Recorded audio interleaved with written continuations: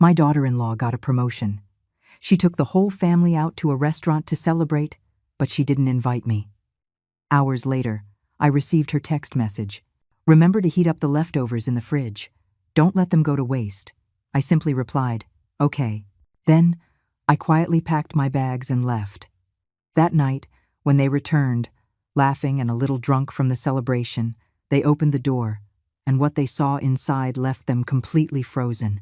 It was 9:30 in the evening when my phone vibrated on the kitchen table. I was sitting there, in front of a bowl of instant ramen that I didn't even feel like eating. The house smelled of floor cleaner and loneliness.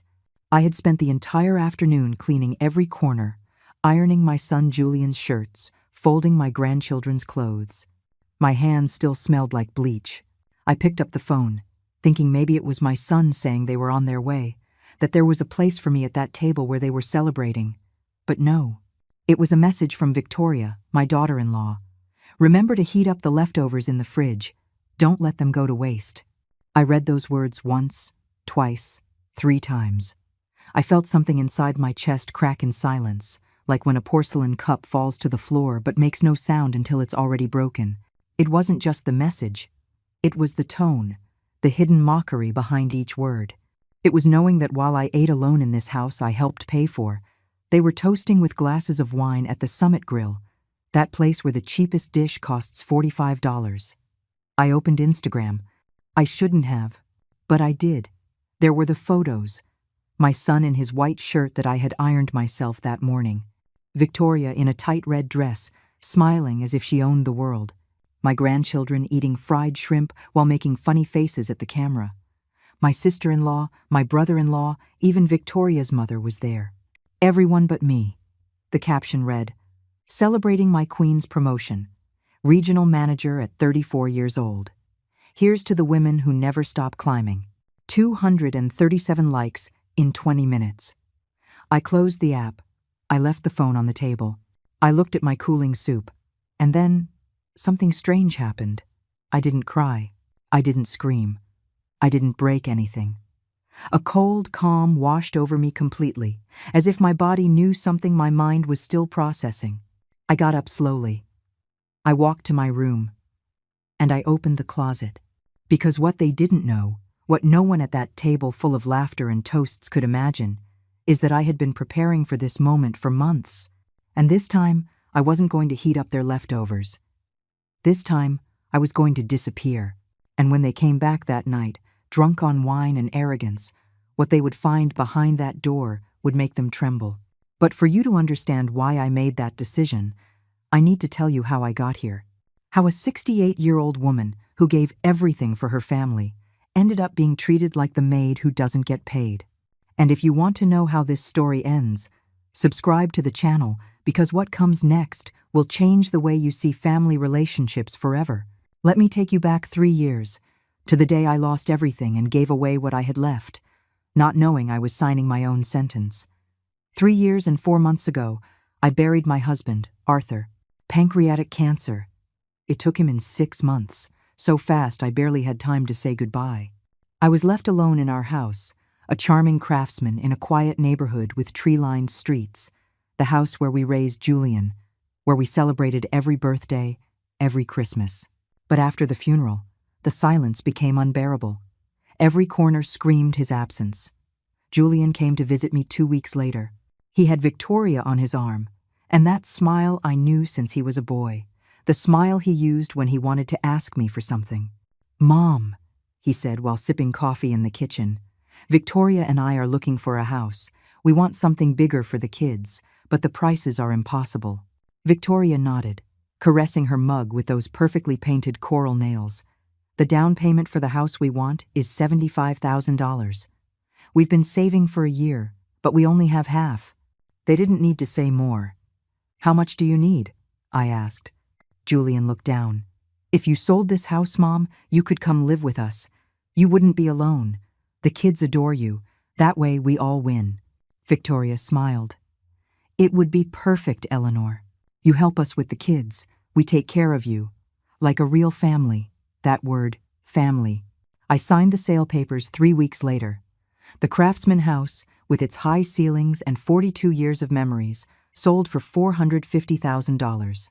I gave Julian $75,000 for the down payment. The rest I put in a savings account, thinking it was my safety net. What I didn't do, and this is what weighs on me most to this day, was put my name on the deed of the new house. Julian told me it wasn't necessary, that the house belonged to all of us. Why complicate the paperwork? And I, like a fool, trusted him.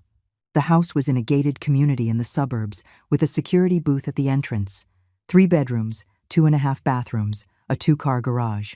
Nice, modern, cold. The first few months were tolerable. I would get up at 5 in the morning. I'd make the coffee just how Julian likes it, strong with a hint of cinnamon. I'd make breakfast, pancakes, scrambled eggs with bacon. I'd wake my grandchildren, Leo, who was 9, and Mia, who was 6. I'd comb their hair, pack their lunches, and see them off at the school bus stop. Victoria would rush out at 7:30, always impeccable in her tailored suits and her French perfume, which cost $200 a bottle. She wouldn't even look at me on her way out. Julian would leave half an hour later. Sometimes he'd give me a kiss on the forehead. Sometimes he'd just say, "Thanks, Mom," without looking at me. And I would stay there, clearing plates, washing clothes, mopping floors that never seemed clean enough for Victoria. Because every afternoon when she returned, she would inspect. She'd run her finger over the shelves looking for dust. She'd open the refrigerator and frown if something wasn't in its exact place. She'd check the bathrooms as if she were a health inspector. "Eleanor, the mirrors have spots." "Eleanor, Leo's clothes aren't ironed properly." "Eleanor, why did you use so much detergent? It's more expensive." Never Eleanor. Never Mrs. Eleanor, as my friends called me. Just mother-in-law, as if it were a job title, not a name. The children loved me. That was real. Leo would hug me when he got home from school. Mia would fall asleep on my lap while I read her stories. But every time Victoria saw us together, her face would harden. One day, Mia told me, "Grandma, I love you more than Mommy," right in front of Victoria. That night, I heard shouting from their bedroom. "Your mother is spoiling my children, Julian. She gives them everything they ask for.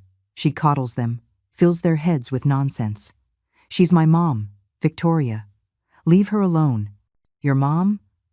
Or the maid who doesn't pay rent?" Silence. I waited for Julian to defend me, to say something, anything. But he didn't. And right there, I knew I had crossed an invisible line. I was no longer the mother-in-law who helped.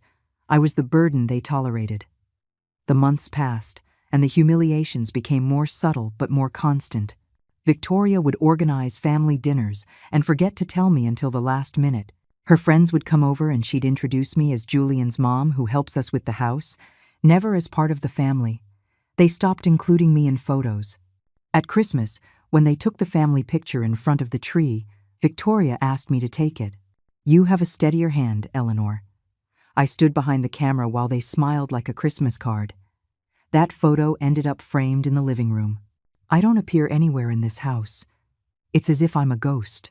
And the worst part is, I started to feel that way, invisible, disposable, as if my only value was to keep the house running while they lived their perfect lives.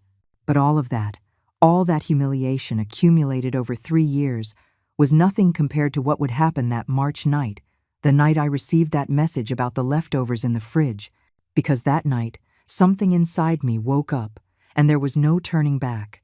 It all started that Thursday morning, when Victoria came down the stairs, practically floating. She was wearing her pearl gray suit, the one she reserved for important meetings, and a smile that lit up her entire face. "I got it," she shouted as Julian came down behind her, tying his tie. "What happened, Mommy?" Mia asked from the table, her mouth full of pancakes. "I got promoted, my love. Your mommy is the new regional director of operations, the youngest in the company's history." Julian hugged her and lifted her off the ground. "I knew you'd do it. I knew that position was yours. I was by the stove, flipping pancakes." "Congratulations, Victoria," I said sincerely, because no matter how tense things were, I didn't wish her ill. She barely glanced at me. "Thanks," and she continued hugging Julian. "We have to celebrate," my son said, in a big way, like my wife deserves. "Should we go to the Summit Grill?" Victoria suggested, her eyes sparkling. "That restaurant I told you about, the the one with the view of the city skyline. Whatever it is, no expense spared today. Leo raised his hand like in school. Am I going too? Of course, champ. The whole family. My heart gave a little leap. The whole family. That included me, right? I put the pancakes on the table and wiped my hands on my apron. What time should I make the reservation for? I asked, trying to sound casual. Victoria looked at me as if she had just realized I was still there. Reserve what? The table, for the family dinner. There was an uncomfortable silence. Julian cleared his throat. Victoria exchanged a look with him, one of those looks that speak without words. Oh no, Eleanor, Victoria said with a smile that didn't reach her eyes. It's an intimate dinner, you know, just us. The kids, my mom who's coming in from out of state. Immediate family. Immediate family. Those words stabbed my chest like shards of glass. I understand, I said, and went back to the stove, even though there was nothing left to flip. Besides, Victoria continued, spreading butter on her toast, someone has to stay with the house, right? We can't just leave it empty. And you cook so well, I'm sure you'll make yourself something delicious. Julian said nothing. My son, the boy I raised, whom I defended from every blow life threw at him, sat in silence, staring at his plate of eggs. They all left at 11 in the morning. Victoria changed her outfit 3 times. The kids were excited, dressed in their Sunday best. Julian gave me a quick kiss on the forehead, so automatic he didn't even look me in the eye. Don't wait up for us, Mom. We're going to be late. And they left. The house fell silent, a silence so heavy it was hard to breathe. I walked through the living room, through the dining room with its glass table that I cleaned every day, through the kitchen where I spent hours preparing meals they barely thanked me for. Everything was spotless, everything was in order, and I was completely alone. I made myself a cup of instant ramen, the kind they sell in packs of 3 for $2. I sat at the kitchen table, not in the dining room. The help doesn't eat in the dining room, and that's what I was now, right? The help. But the help who paid $75,000 for the privilege of working for free. At 7 in the evening, I opened Instagram. I don't know why I did it. Maybe I needed to confirm what I already knew. Maybe I'm a masochist. There they were. The first photo. Victoria, radiant in her red dress, holding a glass of sparkling wine. Thanks to everyone for joining me on this special day. The second photo. My grandchildren with huge plates of fried shrimp and French fries. Leo had sauce on his chin. Mia was making a victory sign with her fingers. The third photo. The whole table. I counted 9 people. Julian, Victoria, the kids, Victoria's mom, her sister, her brother-in-law, and 2 other people I didn't recognize. Friends, probably. 9 people celebrating, laughing, toasting, while I was eating instant ramen in a kitchen I helped pay for. I looked at the comments. 184 in the first hour. Congratulations, Queen. You deserve it. Cheers to successful women. What a beautiful family. No one asked about me. No one noticed someone was missing, because I had already been invisible for a long time. I closed the app, washed my bowl, dried the table, and then my phone vibrated. Victoria's message. Remember to heat up the leftovers in the fridge. Don't let them go to waste.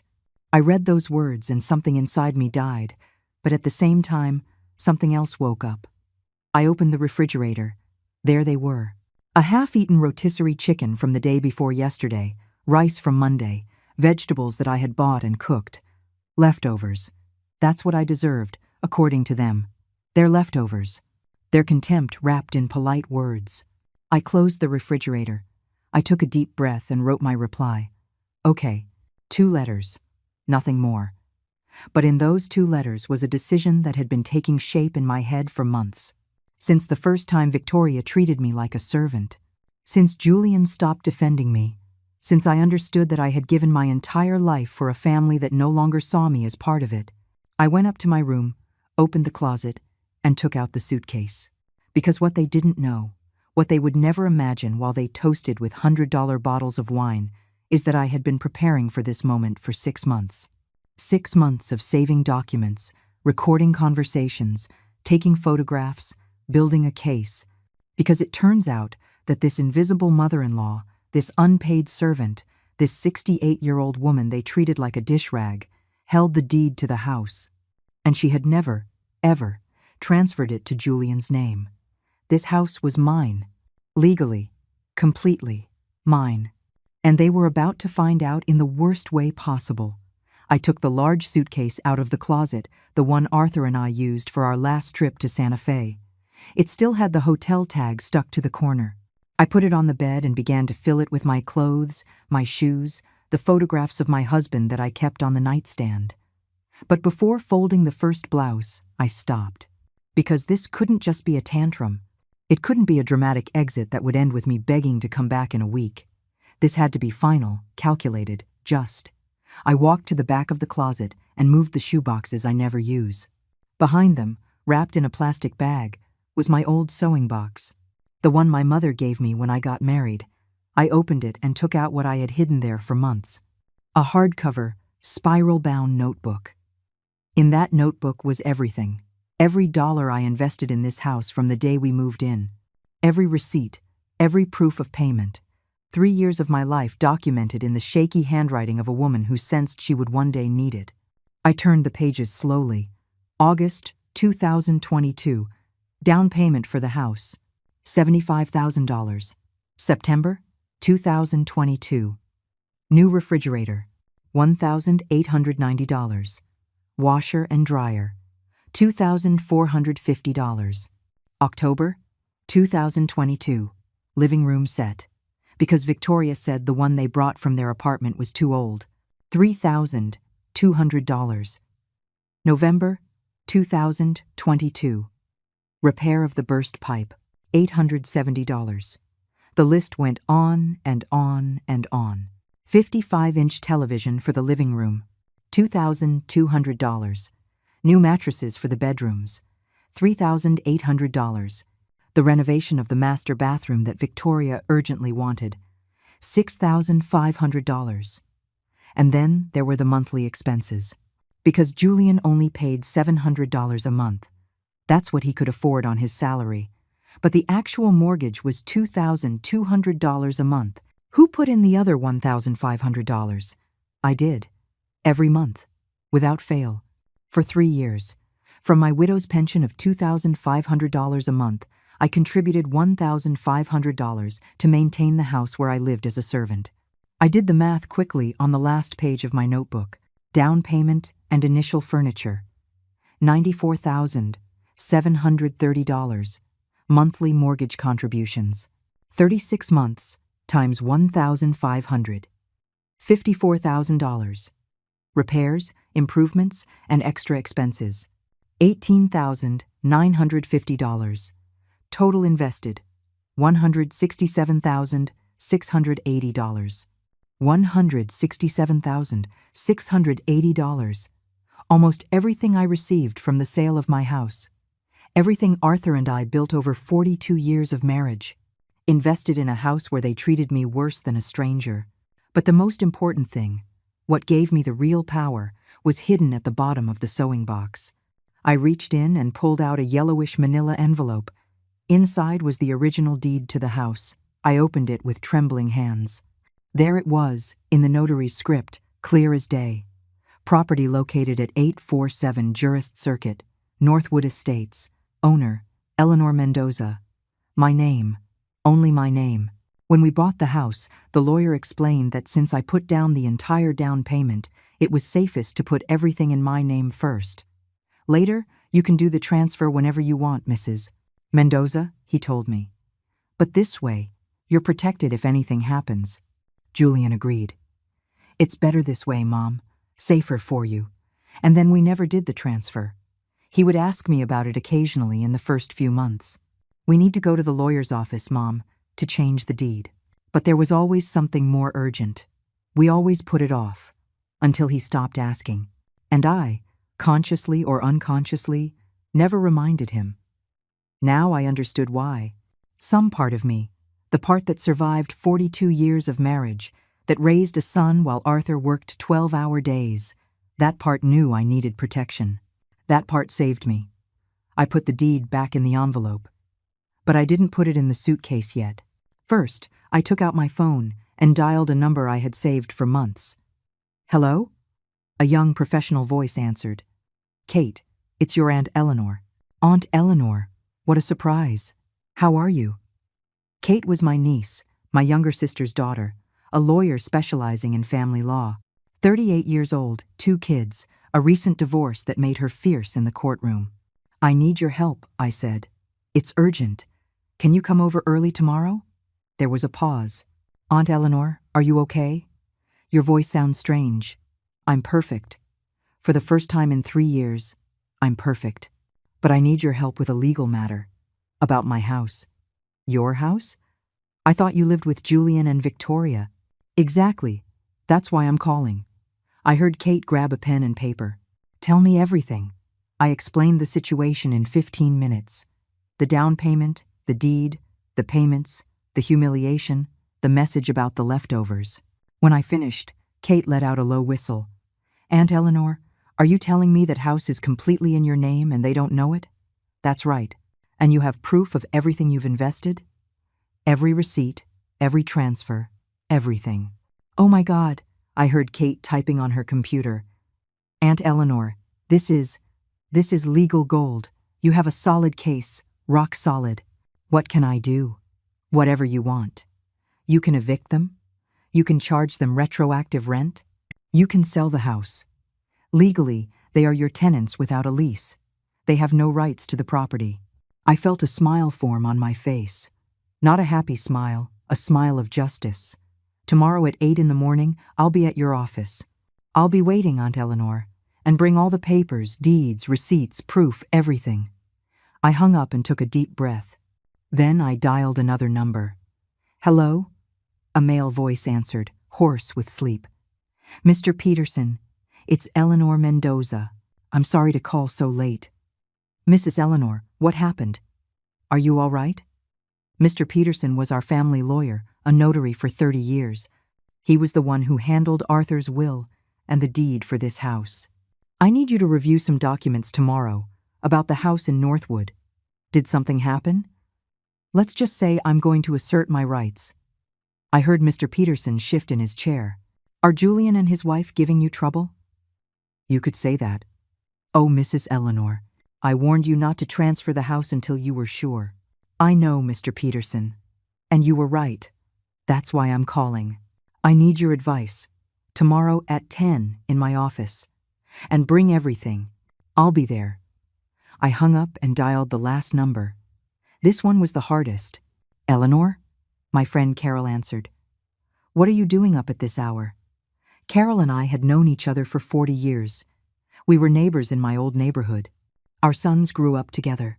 She was widowed 2 years before I was. Carol, is the room you were going to rent still available? The one upstairs? Yes. Why? Can I move in tomorrow? Silence. What happened, honey? And then, for the first time all night, my voice broke. I can't do it anymore, Carol. I can't keep being invisible in my own house. You come tomorrow, Carol said in a firm voice. Whenever you need, I'll be waiting for you. I hung up the phone. And then, yes, I allowed myself to cry, but I didn't cry from sadness. I cried from relief. Because after 3 years of humiliation, I was finally going to get my dignity back. And they, all of them toasting with expensive wines while I ate leftovers, were about to learn the hardest lesson of their lives. It was 10:15 at night. I still had time. According to the Instagram stories, they were on dessert. A chocolate lava cake with raspberries that cost $20 a slice. I figured they'd get home after midnight, maybe 1 in the morning. I had 3 hours. Maybe 4 if they kept toasting. I went back to my room and really started packing, but not all my clothes. Just the essentials, what was truly mine. Because I had learned something important in these 3 years. They had gotten used to the idea that everything that was mine was also theirs. The quilt my mother made me, the silver locket Arthur bought me in Santa Fe, my wedding photographs, the books I had collected over the years, my Italian coffee maker I brought from my old house. Every object I put in the suitcase was a piece of my reclaimed identity.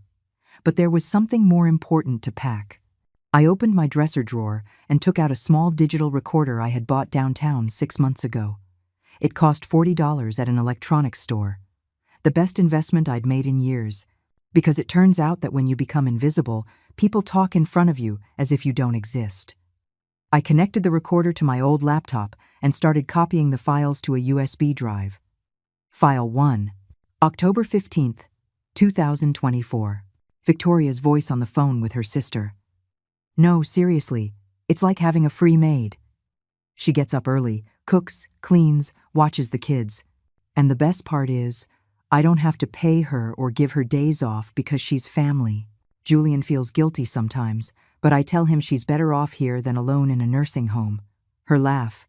I remembered that laugh perfectly. File 2, November 23rd, 2024. A conversation between Victoria and Julian in the bedroom. I was cleaning the bathroom. Your mom is getting really annoying, Julian. She wants to have an opinion on everything.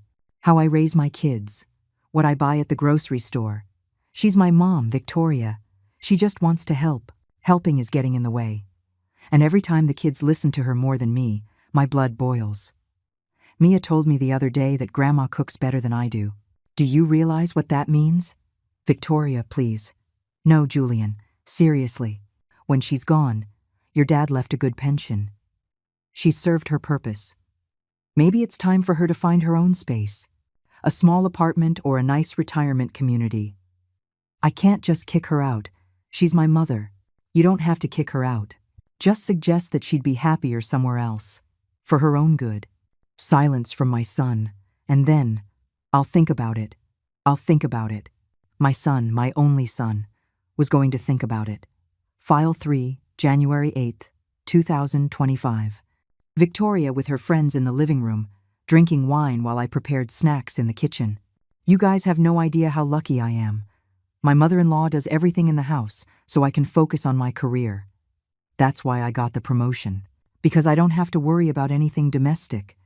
And she doesn't charge you? Charge me? She lives here for free, of course she doesn't charge. Besides, she sold her house and gave Julian the money. It's like her way of paying to live with us. More laughter. You're so smart. Take advantage of it while she can still work. When she gets too old, you'll figure something out. There were 17 files in total. 17 recordings of conversations where they treated me like a commodity, like a useful object they would eventually discard. I copied everything to the USB drive and saved another copy to my email, just in case. Then I took something else from the drawer. My old phone. The one I used before Julian gave me a new one so you can use WhatsApp, Mom. What he didn't know is that I never threw the old one away, and on that phone I had taken pictures. Pictures of the receipts Victoria threw in the trash. Screenshots of her social media posts, where she showed off the house, the furniture, the renovations. Always with the hashtag, my home, personal achievements, my home, my achievements. Never our home. Never thanks to the family. I copied all the photos to the same USB drive. It was 11:15. Instagram showed they were still at the restaurant. Now they were having coffee and cognac. I still had time. I went downstairs quietly. The house was in shadows, only the hallway light was on. I walked through the living room. I stopped in front of each piece of furniture I had bought. The 3-seater sofa, $3,200. The glass coffee table, $850. The wooden bookshelf where Victoria put her decorative plants, $1,200. But I wasn't going to take any of it. It wasn't my style. I wasn't going to empty the house like a thief in the night.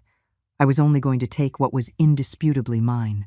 My clothes, my memories, my dignity, and the deed. I went back upstairs and finished closing the suitcase. It was heavy, but I could manage. I sat on the edge of the bed and took out a sheet of paper and a pen. I had to leave them something. I couldn't just disappear without a word. But I wasn't going to give them the satisfaction of seeing me beg or explain. I wrote in clear handwriting, Julian, for 3 years I lived in this house as an invisible servant. I cooked, I cleaned, I cared for your children, I paid bills, and I swallowed humiliations in silence. Tonight, while you celebrated Victoria's promotion and sent me a text about heating up leftovers, I made a decision. I will no longer be the ghost of this family. You will find documents on your nightstand. Read them carefully. We will see each other soon with lawyers present. I have loved you my whole life, but love does not mean letting you walk all over me. Mom. I folded the letter and put it on his pillow, on his side of the bed. Then I took out the manila envelope with the deed. Inside, I placed a yellow sticky note. This house is in my name. It always was. And I have proof of every dollar I invested in it. $167,680 to be exact. See you at the lawyer's office. I left the envelope on Julian's nightstand, clearly visible. I checked my phone. 11:28 at night. The last story showed they were asking for the check. It was time to go. I carried the suitcase down carefully. My 68-year-old legs protested, but they held up. At the front door, I paused. I took one last look at this house I helped build. At the floors I mopped 1,000 times. At the walls I painted when we moved in. At the kitchen where I prepared thousands of meals that no one thanked me for. I didn't feel sadness.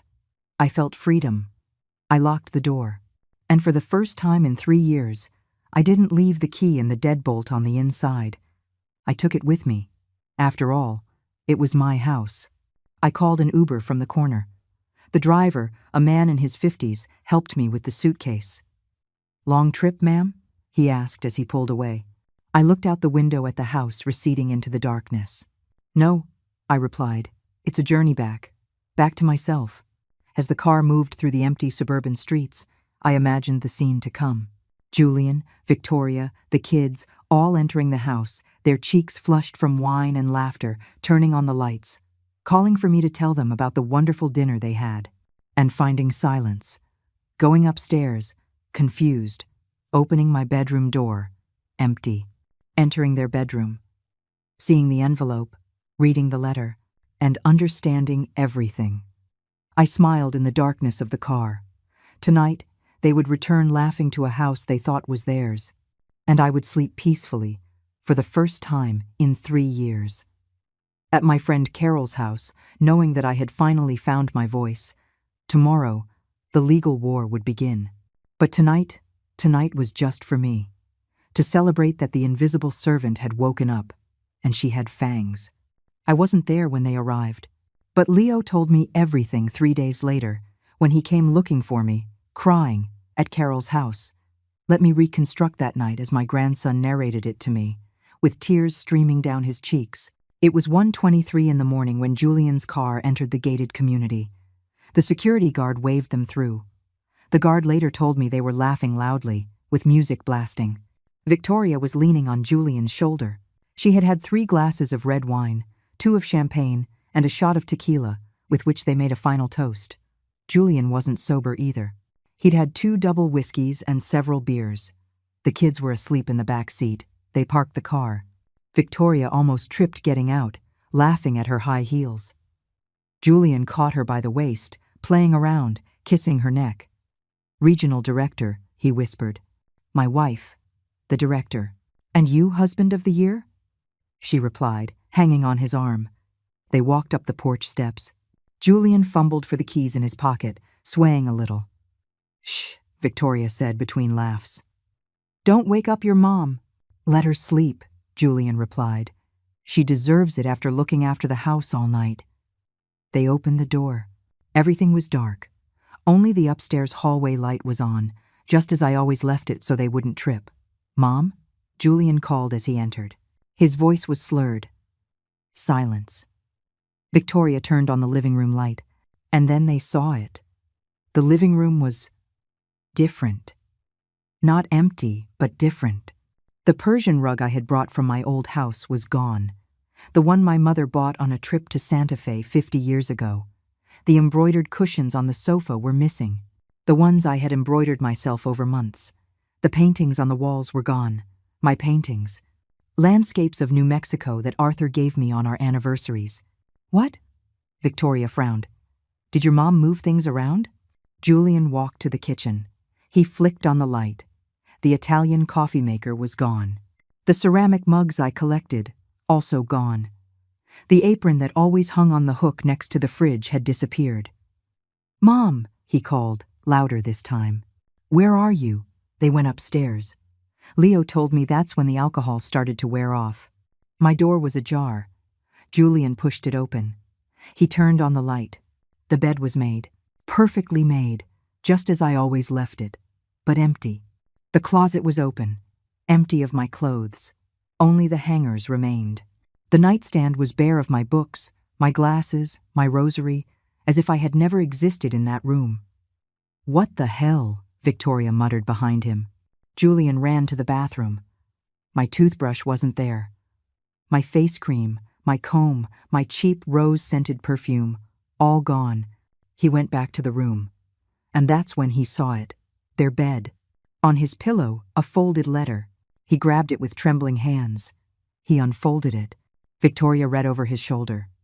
Leo told me his father's face changed as he read. From confusion to disbelief. From disbelief to horror. "What does it say?" Victoria asked. "Is she gone? Did your mom leave?" But Julian didn't answer. He had seen the manila envelope on his nightstand. He opened it with clumsy fingers. He pulled out the deed to the house, and he read the name written there in official notary script. "No," he whispered. "No, no, no. What is it?" Victoria snatched the papers from him. Her eyes scanned the document. Once. Twice. And then she turned pale. This can't be real. "The house is in her name," Julian said in a hollow voice. "The whole house. It was always in her name. But you paid the down payment. You told me that." "She paid the down payment." Julian dropped onto the bed. "She sold her house. $75,000. I didn't have anything. It all came from her." Victoria took the yellow sticky note that was attached to the deed. $167,680 to be exact. 167,000? Victoria swayed. "Are you telling me your mom invested over $150,000 in this house? And we never did the transfer?" "Oh my God, Victoria. We never transferred the title." The silence that followed was deafening. Leo told me he woke up to shouting. He came downstairs, rubbing his eyes, and found his parents in the living room, arguing. His mom was screaming. His dad had his head in his hands. This can't be happening. Victoria was pacing like a caged animal. "We lived here for 3 years. 3 years. This is my house.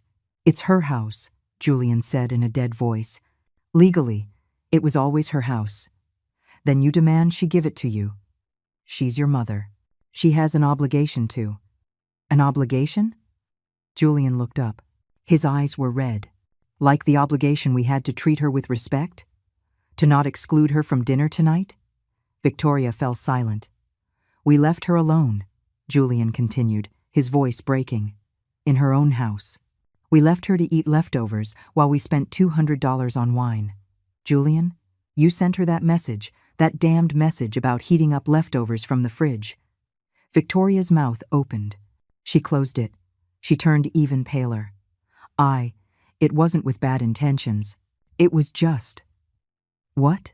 A joke? Was humiliating her funny to you?"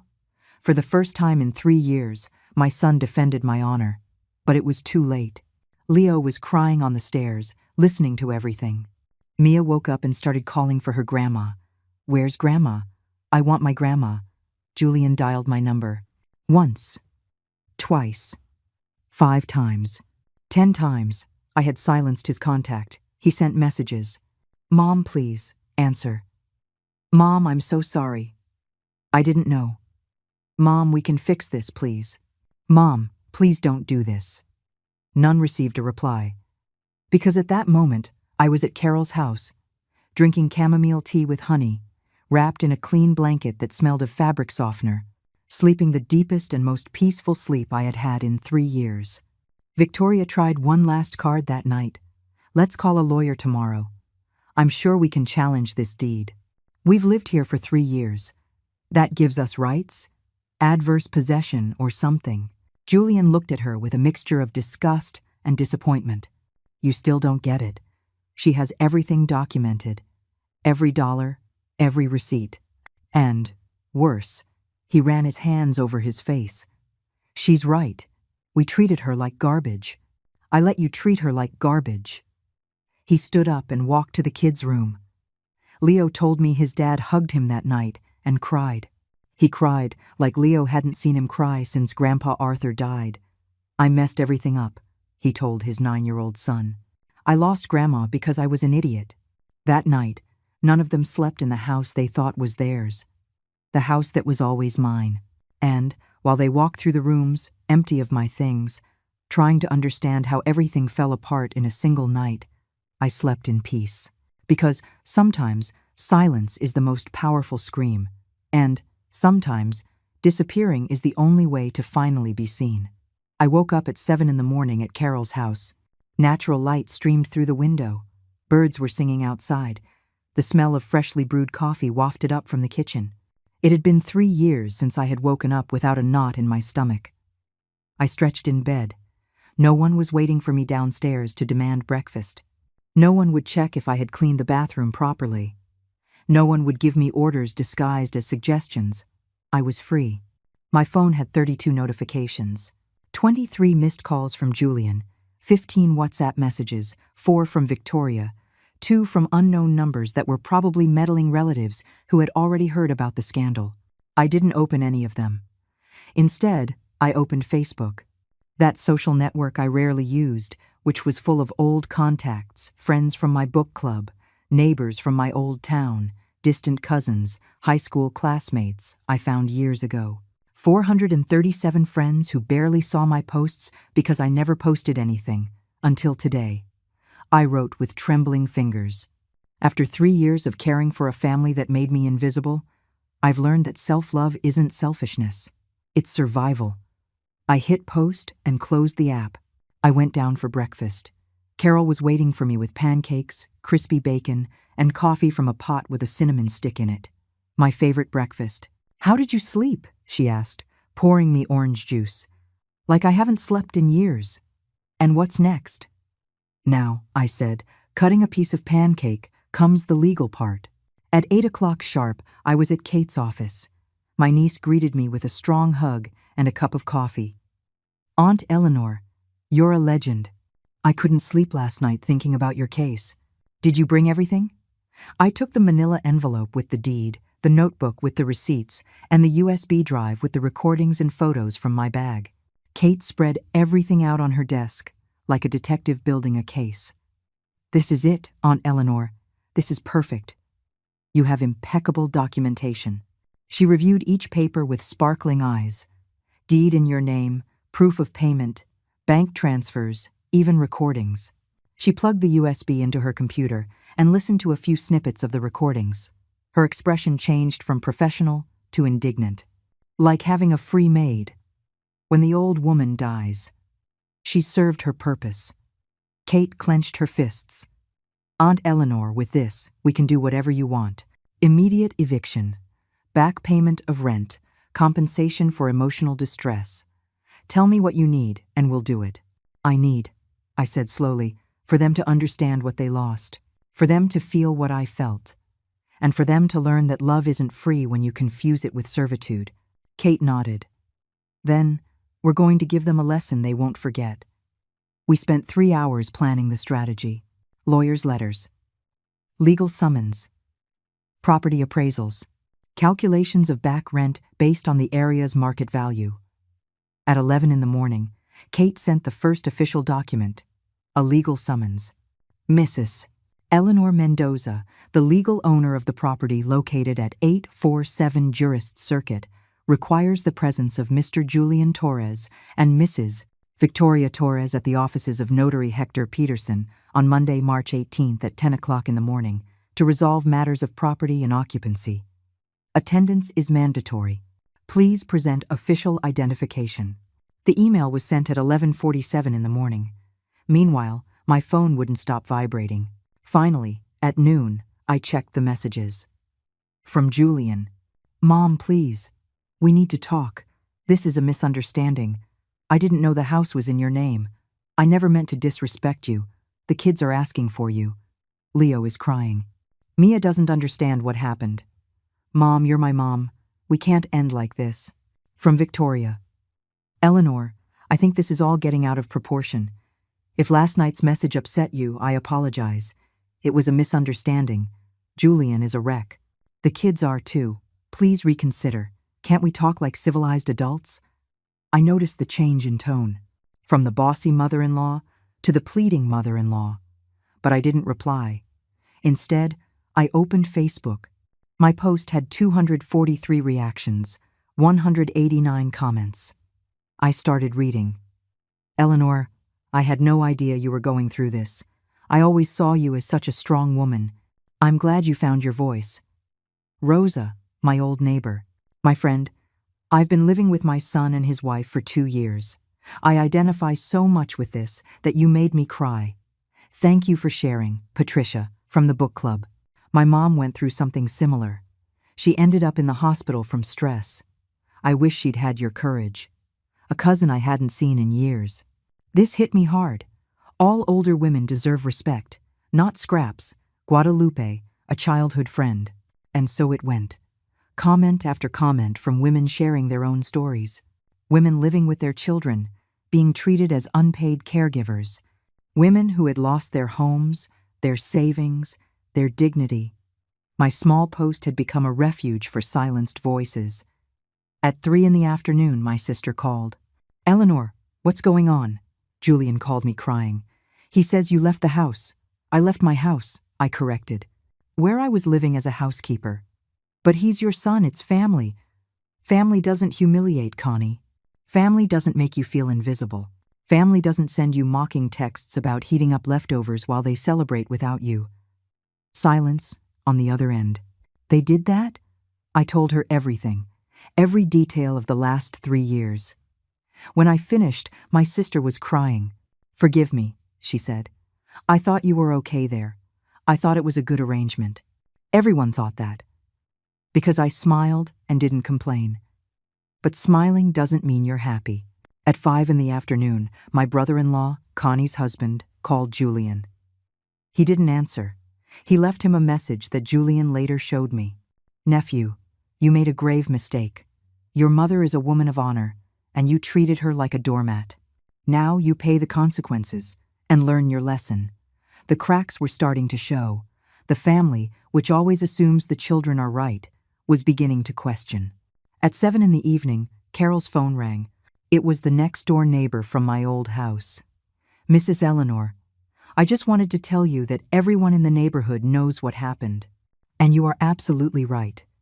I saw you every day taking out the trash, washing their car, buying their groceries, and they never even said thank you. How did they find out? Victoria went out this afternoon to the store. Her eyes were swollen from crying. And when Mrs. Carmichael asked her what was wrong, she exploded. She blamed you for everything, said you were ungrateful, that you left them on the street, that you were being selfish. I felt my blood boil. And what did the neighbors say? The woman laughed. Mrs. Carmichael told her that you were the owner of the house and had every right to leave whenever you wanted, that she would have done the same thing. And the other ladies said even worse things. Victoria ran back to the house. For the first time in 3 years, the neighbors who saw my suffering in silence raised their voices. That night, before sleeping, I checked Facebook again. My post had 420 reactions, 352 comments, and something more. 23 women had sent me private messages telling me their stories. Stories of mistreated mothers-in-law, of forgotten mothers, of exploited grandmothers. One woman wrote, "Thank you for speaking up. You gave me the courage to leave my daughter's house. I'm looking for an apartment tomorrow." Another said, "I've been taking care of my grandchildren for free for 5 years while my daughter-in-law goes out to have fun. After reading your story, tomorrow I'm telling her she can't abuse me anymore." My story, my pain, my broken silence was giving other women the strength to reclaim their voice. And that, more than any house or deed or money, filled my heart. Because it turns out my revenge wasn't just personal, it was collective. Julian wrote to me at 11 at night, "Mom, we got the summons from the lawyer. Please, don't do this, we're family." For the first time in 48 hours, I replied, "Family is what you build with respect, son, not with blood and obligations. See you on Monday at the notary's office." And I turned off my phone because the storm was just beginning. And I, for the first time in years, was the lightning. Sunday was the longest day of my life. Julian showed up at Carol's house at 9 a.m. He rang the doorbell insistently until my friend opened the door. You can't see her, Carol said firmly, blocking the entrance. She's my mother, ma'am, please. She's a woman who is finally resting after 3 years of exploitation, and I'm not going to let you disturb her. But I heard the voices from upstairs. I came down the stairs slowly. Julian looked terrible. Deep dark circles under his eyes, unshaven, the same wrinkled shirt from Friday. He looked like he had aged 10 years in 2 days. Mom, his voice broke when he saw me. Julian, please, we need to talk. Carol looked at me. I nodded. It's okay. Let him in. We sat in Carol's small living room. She stayed nearby, a silent guardian. Julian didn't know where to start. He ran his hands through his hair. He bit his lip. Finally, he spoke. I didn't know the house was in your name. I know. Why didn't you ever tell me? That question. That damned question. I did tell you, Julian. For the first 6 months, I reminded you every 2 weeks. Son, we need to go to the lawyers to do the transfer. Do you remember what you'd say? He looked down. Later, Mom. We're really busy with the move right now. Next week, Mom. There's no rush, Mom. We're family, after all. And then you stopped responding. And I stopped asking because a part of me, the wise part that survived 42 years of marriage, knew I would need that protection. Protection? From me? Your own son? From the situation I corrected. From becoming what I became. A housekeeper in my own home. Julian covered his face with his hands. I never wanted you to feel that way. But I did feel that way. Every day, for 3 years. Victoria, she can be tough sometimes, but she's not a bad person. Julian, do you know how much your mother invested in that house? He swallowed hard. The deed says $167,680. Exactly. Do you know where that money came from? From the sale of the old house. From the sale of the house where your father and I lived for 42 years, where we raised you, where we celebrated every one of your birthdays, where your father died in my bed, holding my hand. My voice broke. I sold my memories, Julian. I sold the last piece of your father I had left, and I did it for you. Julian started to cry. Thick tears fell onto his hands. Mom, do you know how much you paid of the mortgage? $700. And do you know what the actual monthly mortgage payment was? Silence. $2,200. I paid the other $1,500 every month from my $2,500 pension. Do you know what that means? He looked up, confused. It means that after paying my part of the house, I had $1,000 a month left for all my expenses. Clothes, medicine, transportation, anything personal. $1,000, while Victoria spent $200 on a single bottle of wine. Julian turned pale. I didn't know. You didn't know because you never asked. You assumed I was okay, that I was happy, that taking care of your children and cleaning your house was enough purpose for me. Mom, I stood up and went to my purse. I took out the hardcover notebook. I placed it on the coffee table. Open it. With trembling hands, Julian opened the notebook and began to read. Page after page of taped receipts, proof of transfers, notes in my handwriting. Refrigerator, $1,800. Washer and dryer, $2,450. Living room set, $3,200. Master bath remodel, $6,500.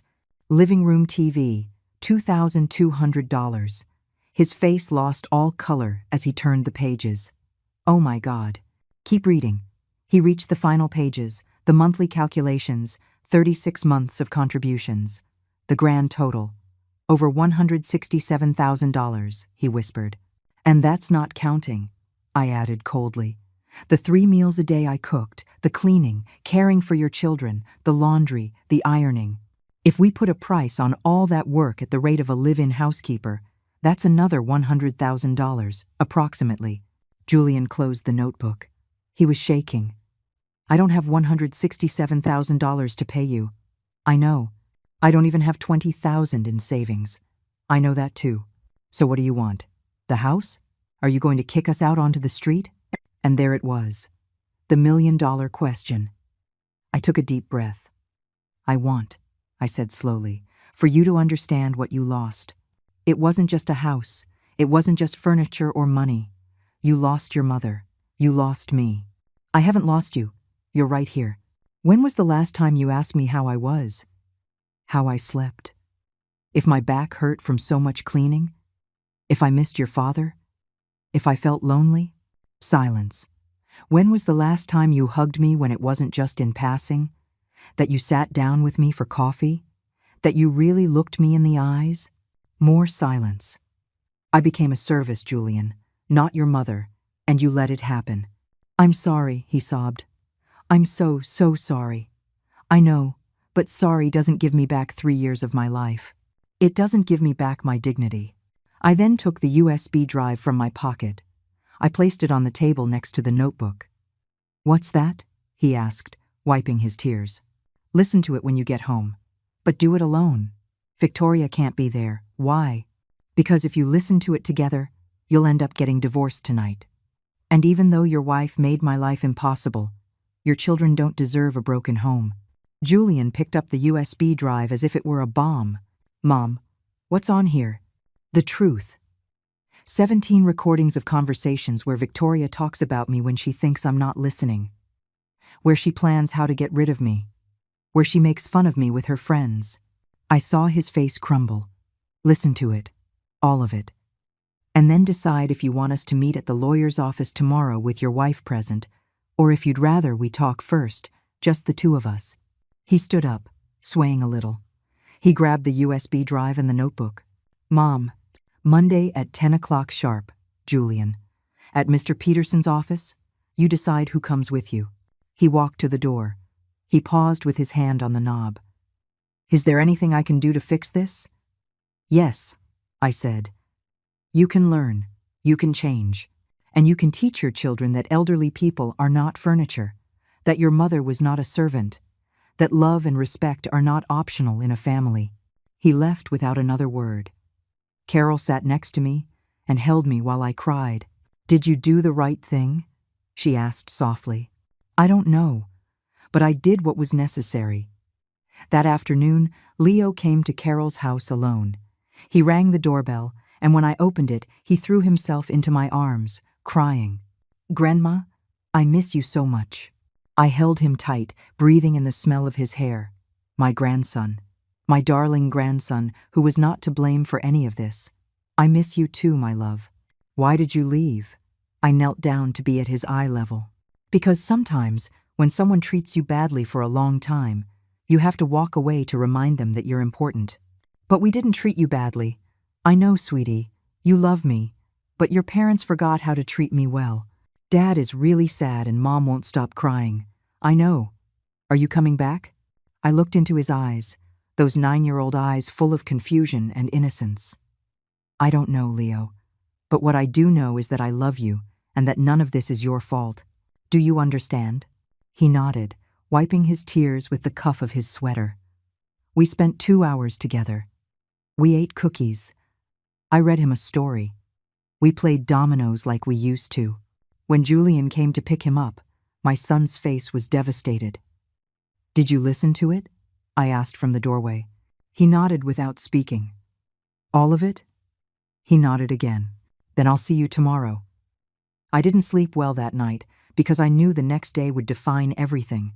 Because tomorrow, in that lawyer's office, it wouldn't just be the fate of a house being decided.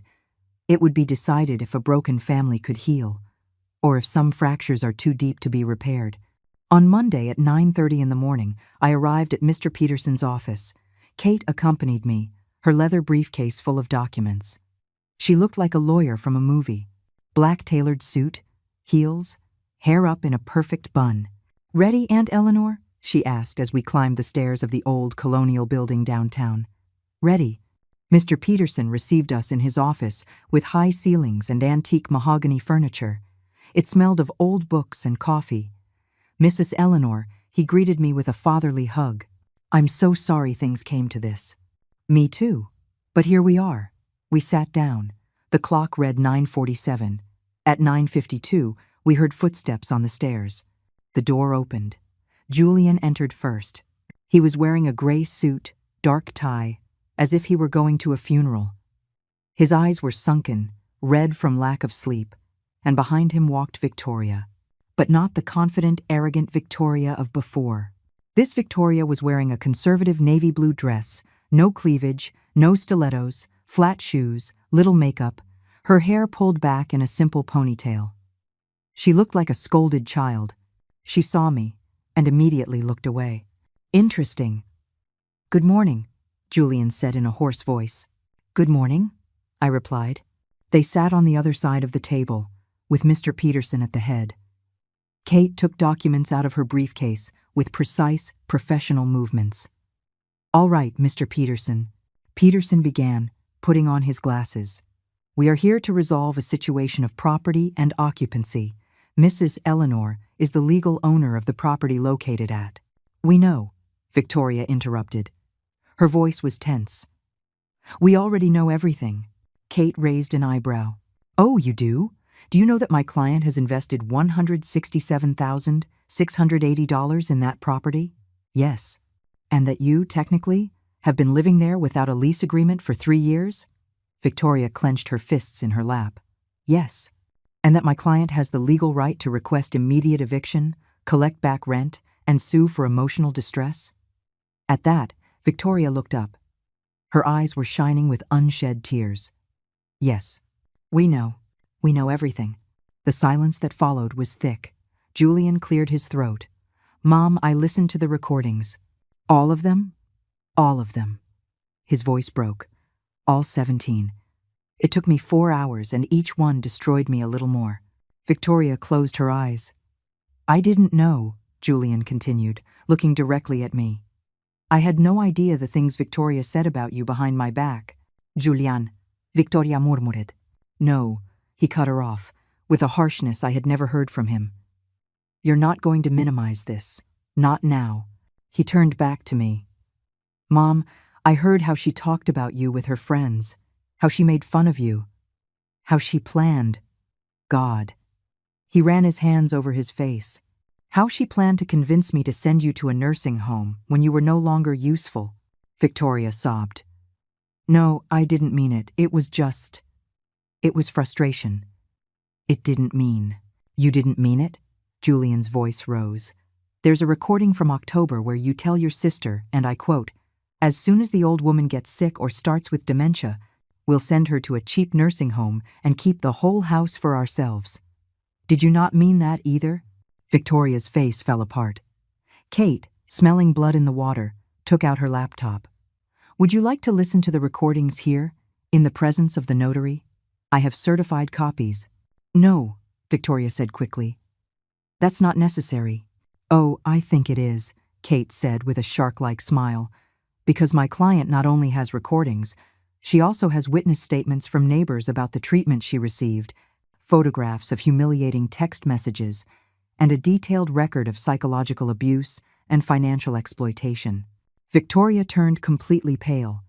"Financial exploitation," Kate repeated, "is a crime, especially when it involves senior citizens.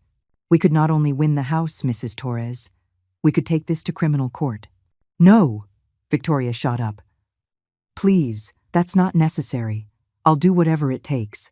"Sit down," Julian ordered. Victoria collapsed back into her chair, trembling. Mr. Peterson, who had observed everything in silence, spoke in a grave voice. "Mrs. Torres, I have known Mrs. Eleanor for 30 years. She is a woman of honor, and you, forgive my frankness, treated her like dirt." Victoria buried her face in her hands. "I know," she moaned. "I know, and I'm sorry. I'm so sorry." "You're sorry?" I finally asked. My voice came out colder than I expected. "Are you sorry for humiliating me?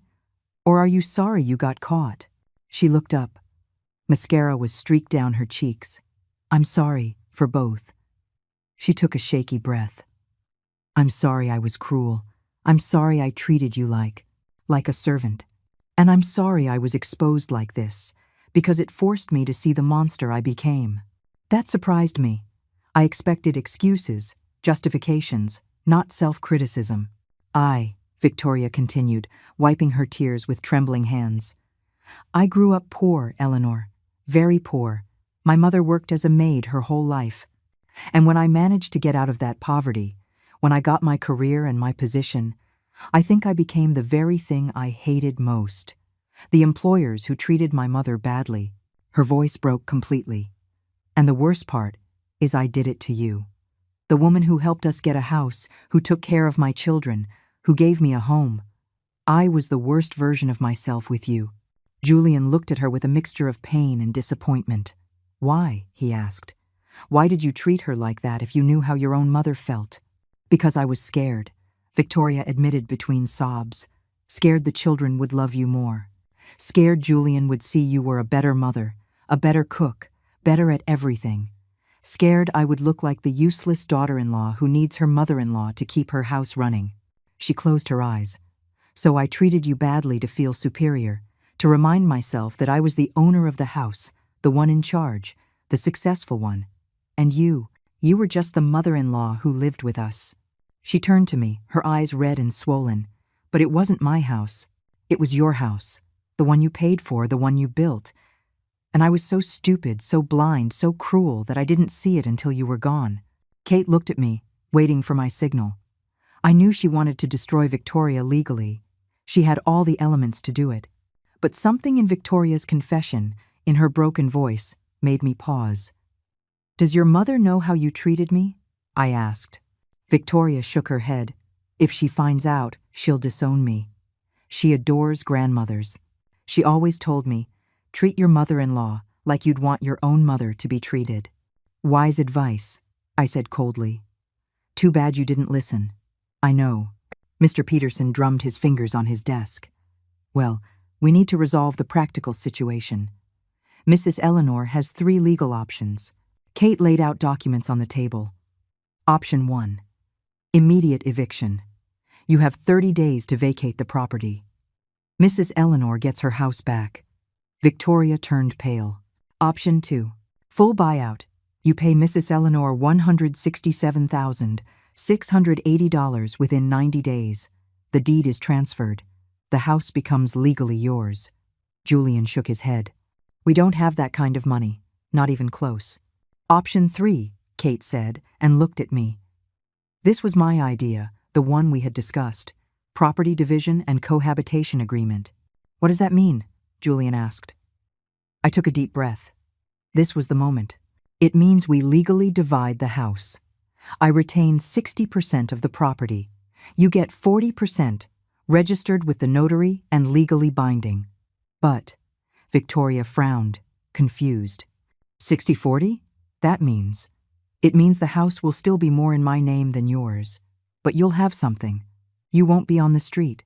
And where would you live? Julian asked. I'm not going back to that house, I said firmly. I'm staying where I am.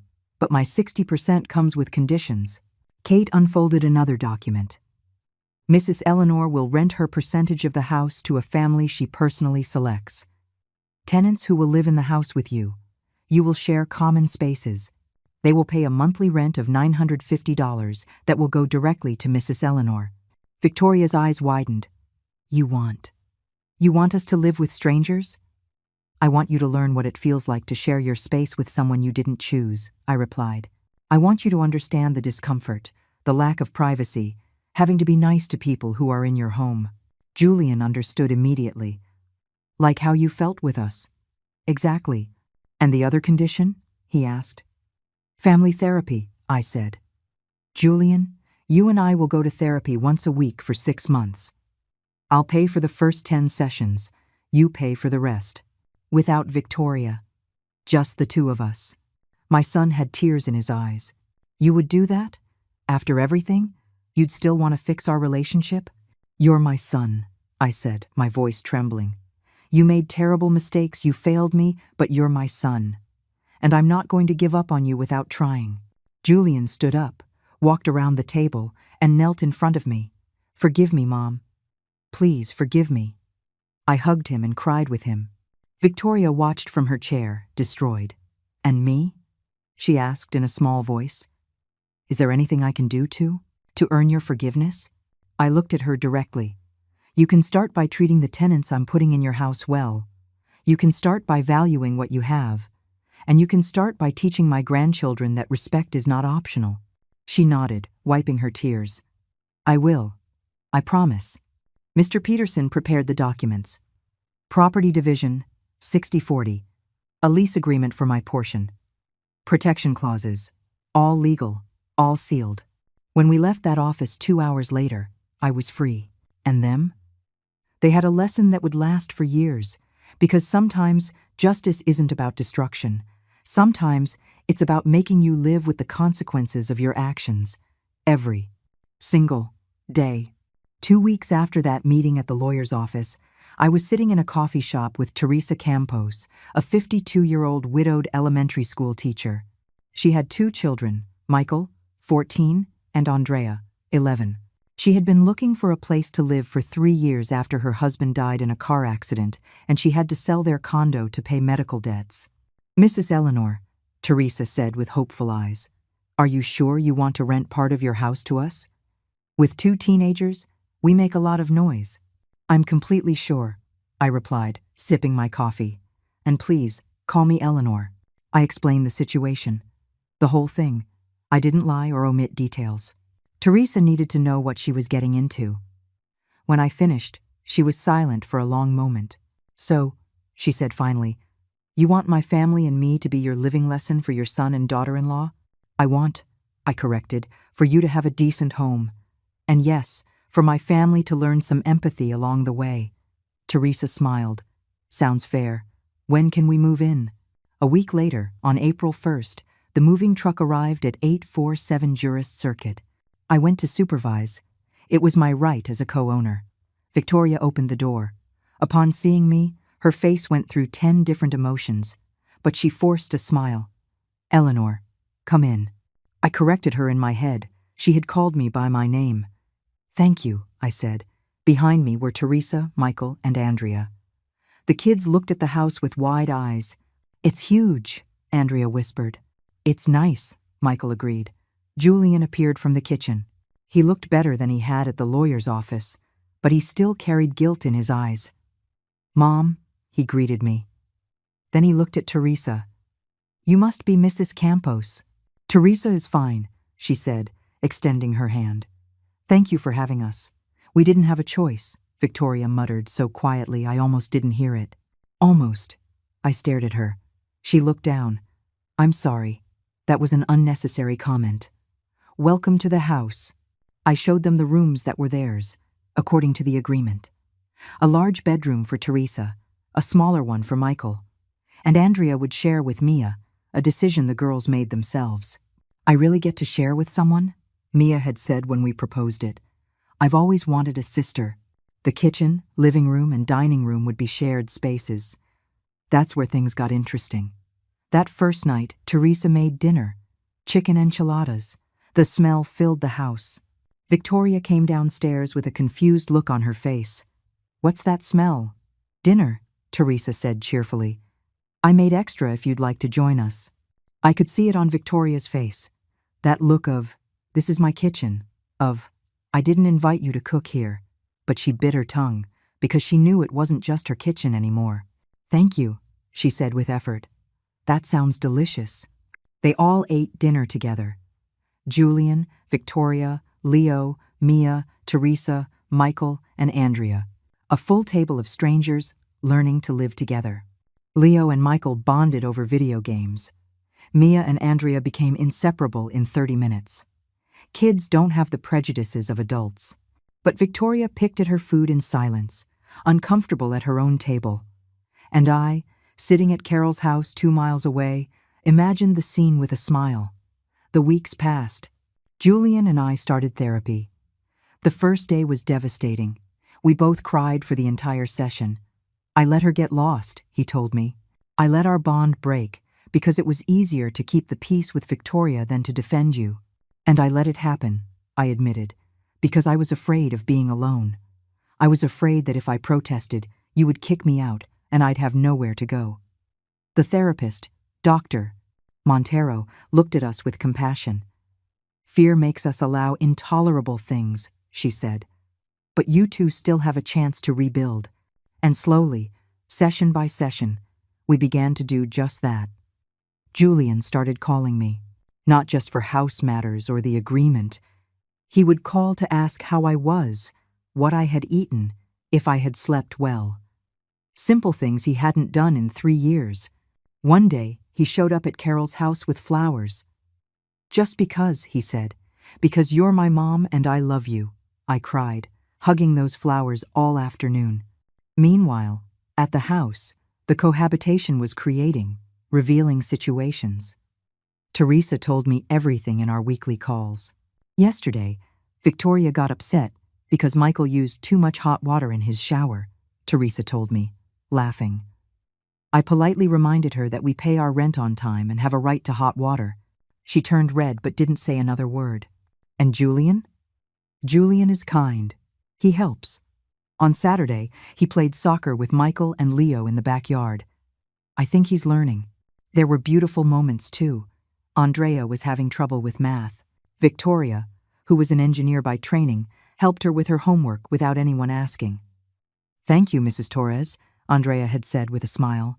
And Victoria, Teresa told me, started crying afterward, because for the first time in months, someone had sincerely thanked her for something. The children, of course, were the easy part of this equation. Mia had a new best friend. Leo had an older brother figure who taught him bike tricks. And both of them, in their childhood innocence, were rebuilding bridges the adults had burned. One Sunday, a month after the move-in, Julian invited me to lunch. "At the house," he said. "Teresa is making a pot roast. She says it's your favorite." I hesitated. "Mom," Julian pleaded, "please. The kids miss you. And I need you to see that I'm trying." I went. I entered that house with my heart pounding. I hadn't been there since the night I left. Everything looked the same, but different.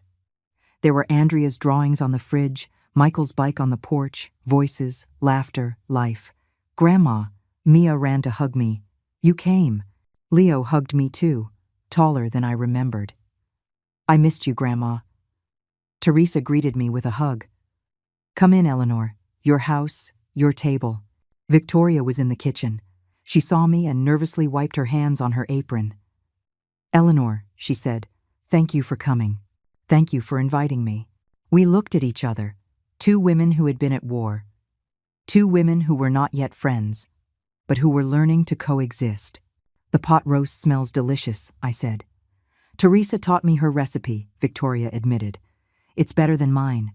It was the first time I had ever heard her admit that someone did something better than her. We all sat down to eat, 7 people around a table. Michael told a joke. Andrea sang a song she learned in school. Leo showed off his report card. Mia showed me a drawing she made of her new, big family.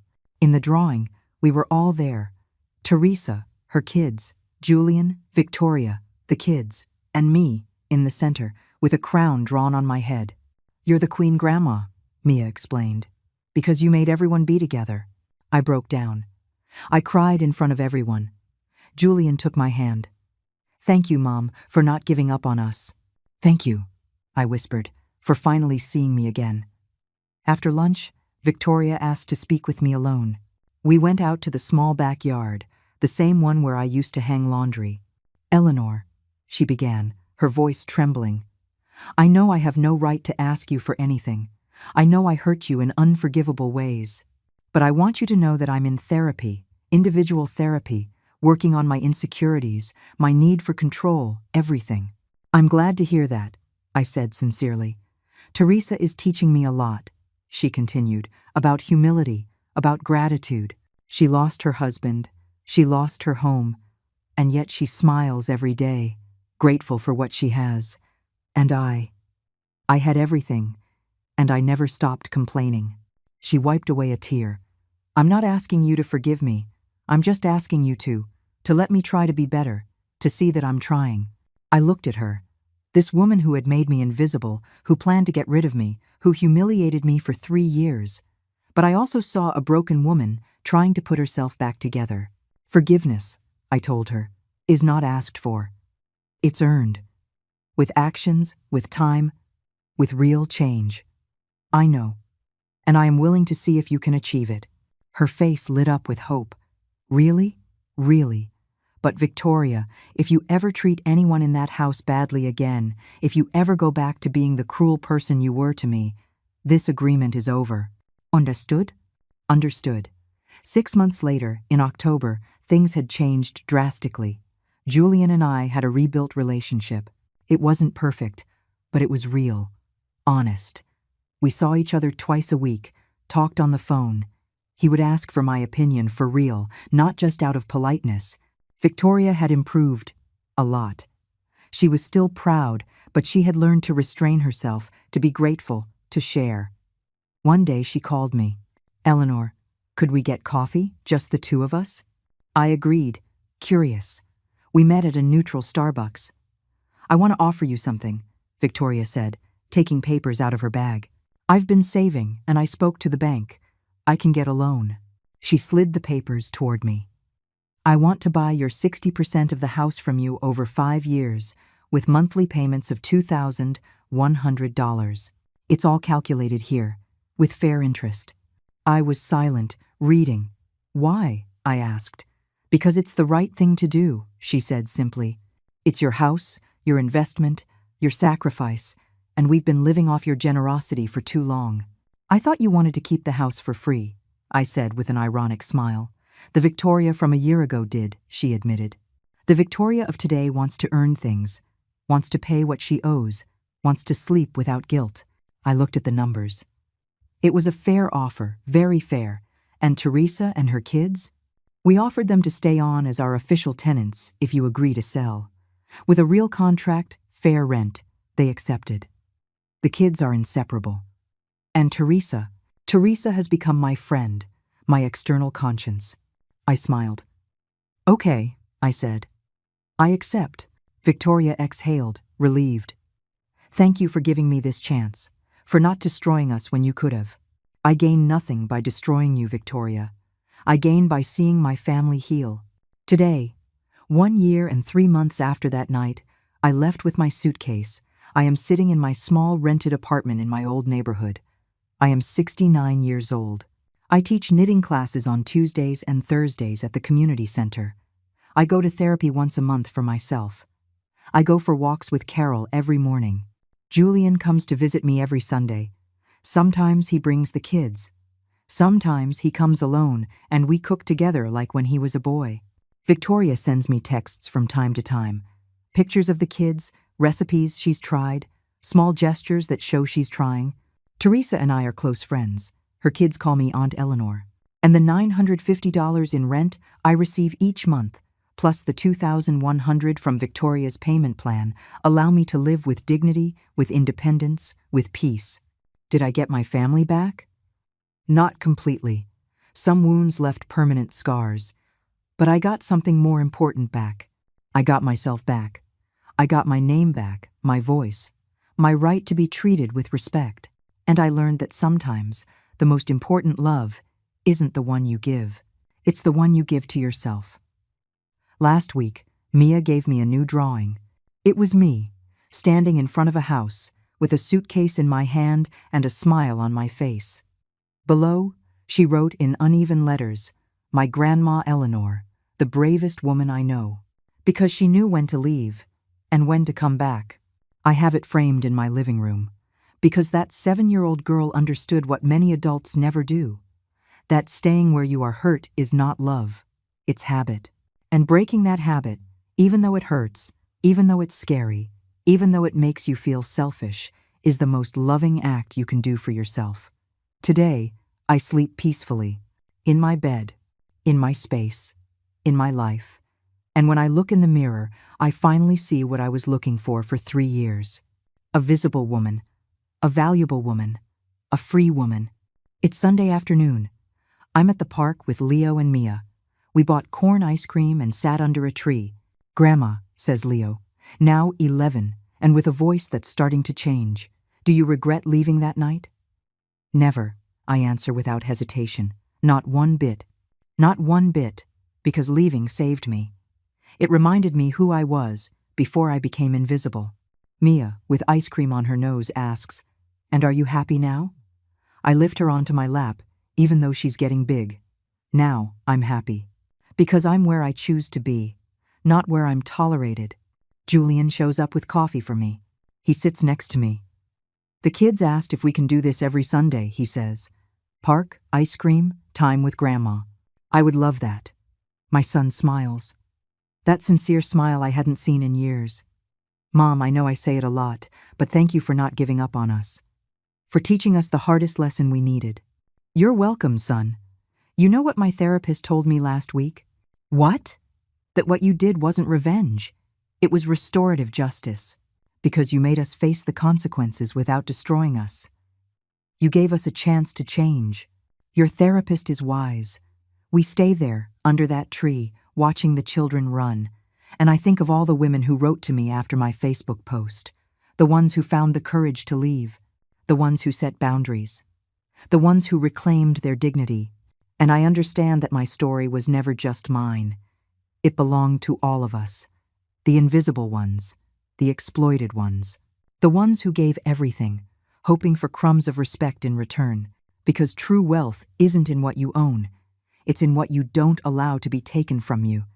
And I, Eleanor Mendoza, age 69, got my soul back. And no one will ever steal that from me again. If this story touched your heart, if it made you reflect on self-worth, or if you know someone who needs to hear it, leave me a comment. Tell me where you're watching from. And if you've ever had to choose between staying where you were hurt or leaving to save yourself, give this video a like if this story reminded you that it's never too late to reclaim your dignity. And subscribe to the channel, because here we will continue to share real-life stories of brave men and women who chose to respect themselves. Because at the end of the day, the most important lesson is this. Love that doesn't include respect isn't love, it's habit. And habits that hurt you are made to be broken. The end.